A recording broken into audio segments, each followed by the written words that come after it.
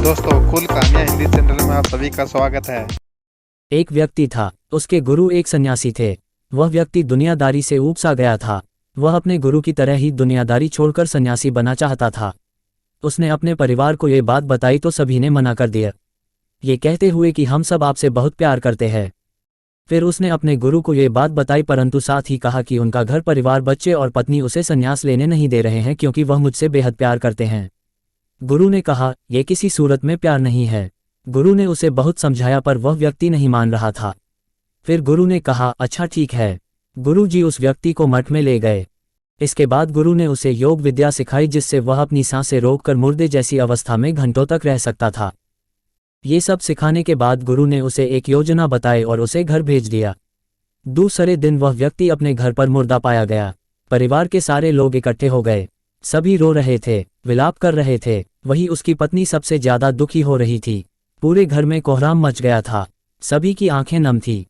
वह व्यक्ति मुर्दा अवस्था में था, मगर योग अभ्यास से आसपास के माहौल को महसूस कर सकता था और सुन सकता था। उसे बड़ा सुकून मिला कि उसका परिवार उसे कितना प्यार करते हैं। अंततः उसने संन्यास का इरादा त्यागने का फैसला कर लिया। कुछ ही देर बाद उस व्यक्ति के गुरु वहां पहुंचे। गुरु ने सभी को शांत किया और अपने शिष्य के पड़े शव को देखा। कुछ देर शव को देखने के बाद उसके परिवार वालों को कहा, इस शव में जान फूंका जा सकता है। इस व्यक्ति को मैं अपनी विद्या से जिंदा कर सकता हूँ। ये बात सुनकर घर के सभी लोग बहुत खुश हो गए। सभी को एक उम्मीद की किरण नजर आ रही थी। फिर सभी ने उस सन्यासी से कहा, तो आप ये काम जल्द से जल्द करिए। इस पर उस सन्यासी ने कहा, एक समस्या है। इस कार्य लिए परिवार के किसी अन्य सदस्य को अपनी प्राण त्यागना होगा। ये सुनकर सभी लोगों की सांसें रुकी की रुकी रह गई। सभी ने एक दूसरे को देखा।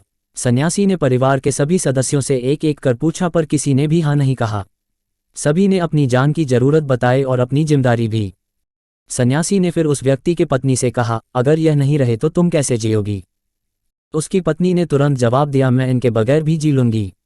गुरु ने उस व्यक्ति के बच्चों से भी यही सवाल किया। उनका भी जवाब नहीं थी। फिर यही सवाल उस व्यक्ति के माता पिता से किया। उनका भी जवाब एक ही था। इसके बाद गुरु उस व्यक्ति के शव के पास आए और बोले, हे व्यक्ति, तुम उठ खड़े हो जाओ। वह व्यक्ति उठकर बैठ गया। फिर उसके गुरु वहां से जाने लगे। उसने अपने गुरु को रोका और गुरु से कहा, मैं भी आपके साथ चलता हूँ। अब उस व्यक्ति को समझ में आ गया था कि उसकी जरूरत उसके घर में कितना है। अब वह एक पल भी अपने घर में रहना नहीं चाहता था। इस कहानी हिंदी में से हमें ये सीख मिलता है कि आपके होने न होने से किसी पर ज्यादा कुछ असर नहीं पड़ता है।